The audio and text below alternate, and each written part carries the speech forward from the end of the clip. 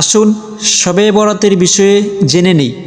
রাসূল সাল্লাল্লাহু আলাইহি ওয়াসাল্লাম ইরশাদ করেছেন, যখন শাবানের 15তম রাত্রি আগমন করে তখন রাতে ইবাদত করো এবং পরের দিন রোজা রাখো।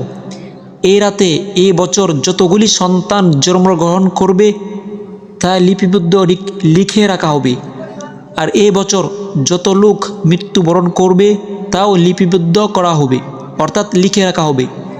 এই রাতে বান্দাদের আমল আসমানে উঠানো হয়, আর এই রাতেই মানুষের নির্ধারিত রিজিক অবতীর্ণ হয়। সুবহানাল্লাহ। এই রজনীর অসংখ্য ফজিলত বর্ণিত আছে, তাই এই রজনী ইবাদত ও আমলের মধ্যে কাটানো উচিত এবং নিম্নত আমলগুলো সুন্নাহ, যথা 1. রাত জেগে নামাজ আদায় করা, 2. জিকির ও তেলাওয়াত করা, 3. ইস্তিগফার করা, দোয়া করা, কবর জিয়ারত করা, যাদের মা বাবা দুনিয়া ছেড়ে চলে গেছে তাদের কবরে গিয়ে জিয়ারত করা। শবে বরাতে বিশেষ ধরনের নামাজের কোনো শর্ত নেই, ইবাদতকারীর নিকট যেভাবে সহজ সেভাবে ইবাদত করবে, অর্থাৎ শুধু লাইলাতুল বারাতের নিয়ত করে অন্যান্য নফল নামাজের মতোই এ নামাজ আদায় করবে।